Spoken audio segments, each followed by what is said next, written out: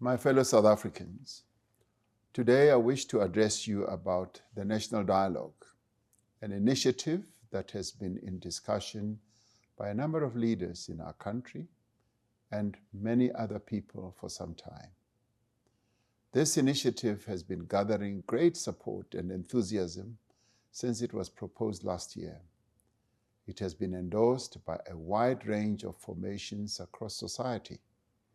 Over the last few months, we've been engaged in discussions with various entities on the purpose and the form of the National Dialogue.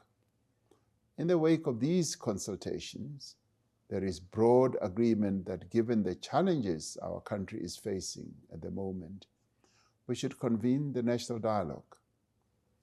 The idea of holding a dialogue is not a new concept in our country. In many ways, having dialogues is part of our DNA as a nation. At every important moment in the history of our country, we have come together as a nation to confront our challenges and forge a path into the future in dialogue with one another. Through dialogues, we were able to deal with the challenges that the apartheid system caused in our country and achieved peace and overcame violence. We established a democracy and ended apartheid. Following the negotiations process, we used dialogue to start building a united nation where once there had only been conflict and division. We achieved all this because we came together in dialogue to discuss our difficulties, our concerns, our hopes, and our aspirations as a people. For more than 30 years, we have worked together to realize the promise of our democratic constitution. We have made great strides as a nation, expanding freedom, deepening democracy, and building a better life for millions. Yet we face persistent challenges. Poverty, unemployment, and inequality are deep wounds that prevent us from reaching our full potential as a nation and as a country. Millions of people are underemployed and unemployed. Many of those who work earn wages that cannot sustain them or their families. Crime, gender-based violence, and corruption are prevalent across our society. We are therefore called upon at this moment to direct all our efforts to build a thriving, inclusive economy that creates jobs and opportunities. We are called upon to build safer communities and create a better future for our children.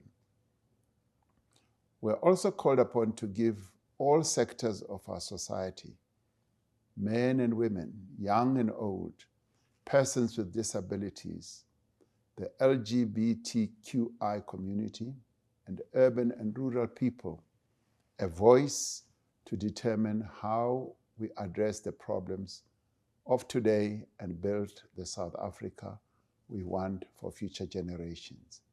That is why we have agreed to convene an inclusive national dialogue.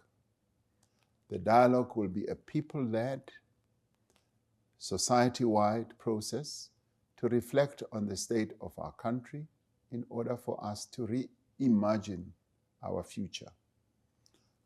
The National Dialogue is a chance for all South Africans from all walks of life to come together and help shape the next chapter of our democracy. Through the National Dialogue, we seek a shared vision of what it means to be a South African and develop a new national ethos and common value system. It is an opportunity to forge a new social compact for the development of our country, a compact that will unite all South Africans with clear responsibilities for different stakeholders, government, business, labor, civil society, men and women, communities, and citizens. It is anticipated that the National Dialogue will drive progress towards our Vision 2030 and lay the foundation for the next phase of South Africa's National Development Plan. The National Dialogue itself is not an event. Rather, it will be a participatory process that unfolds in phases, from local consultations and sectoral engagements to provincial and national gatherings.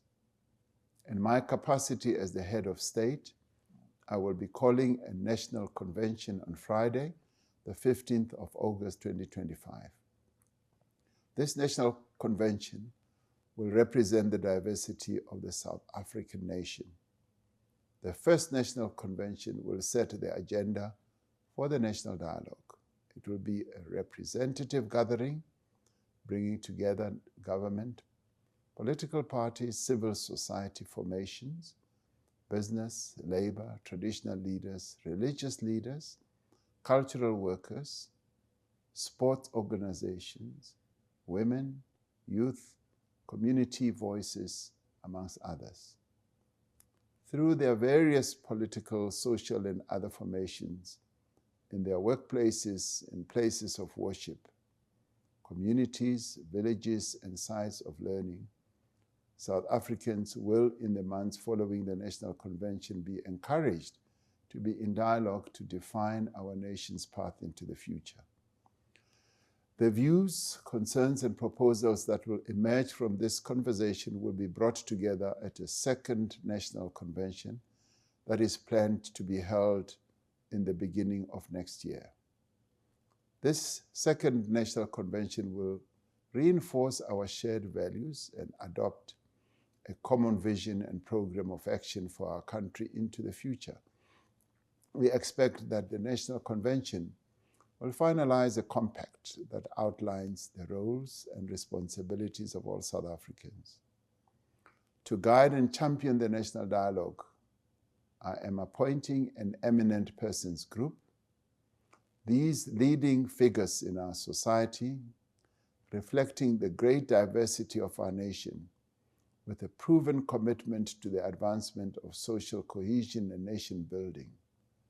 Members of the eminent persons group are Dr. Brigadier Bam, former Independent Electoral Commission chairperson, Mr. Robbie Brozin, entrepreneur and business person, Judge Edwin Cameron, former Constitutional Court judge, Mr. Mani Dipicho, former Northern Cape Premier, Dr. Desiree Ellis, Banyana coach and football legend, Ms. Ella Gandhi, peace activist and stalwart, Professor Nomboniso Gasa, researcher and rural activist, Mr. Bobby Gotso, a business leader, Dr. John Kani, award-winning actor, Mr. Sia Kolisi, Springbok captain and world champion, Ms. Mia Leroux, Miss South Africa 2024. His Grace Bishop Barnabas Lekanyani, leader of the Zion Christian Church. His Grace Bishop Engenas Lekanyani, leader of the St. Engenas Zion Christian Church. The Most Reverend Thabo Makgoba, Anglican Archbishop of Cape Town. Professor Tinyiko Maluleke, Chairperson of the National Planning Commission. Dr. Barbara Masikela, poet, educator, and stalwart. Ms. Lindiwe Mazibuko, former Member of Parliament. Mr. Rolf Meyer, former Minister and Constitutional Negotiator. Ms. Gina Mhlope, storyteller, writer, and actor. Ms. Nompendulo Mkachwa, student activist and former Member of Parliament. Ms. Khothatso Monjane, Grand Slam tennis champion. Professor Harry Rangwezi Nengwekulu, former activist and educationist. Mr. Beki Nchalinchali, unionist and former COSATU General Secretary. Hosi Philia Mwamitwa, traditional leader. Hosi Thabo Siahlulo, chairperson of the National House of Traditional and Khoisan Leaders. Dr. Gloria Serobe, business leader. Dr. Imtiaz Suleiman, founder of The Gift of the Givers. Professor Derek Schwartz, academic. Ms. Lorado Trok, author and early literacy expert. Mr. Sibusiso Vilane, mountaineer and adventurer. Mr. Siabulela Muza, award-winning rocket scientist who has a planet named after him. Ubaba Ushembe Unyazi Lwezulu has also been invited to join the Eminent Persons group, but as he is traveling, has not been able to confirm his availability. I am grateful to each of these South African patriots who have made themselves available to act as the guarantors of an inclusive, constructive, and credible process. An interministerial committee has been established under the chairpersonship of the Deputy President to coordinate government's contribution to the national dialogue. We will be establishing a steering committee comprised of representatives of various sectors of society to set strategic priorities and coordinate implementation of the national dialogue process. The Secretariat, which is responsible for day-to-day management of national dialogue activities, will be housed at NEDLEC, the National Economic Development and Labor Council. As a nation, we are embarking on a new path of partnership and united action. We are drawing on our traditions of dialogue and debate. We are determined to define a shared vision of a nation which belongs to all South Africans, united in their diversity. I thank you.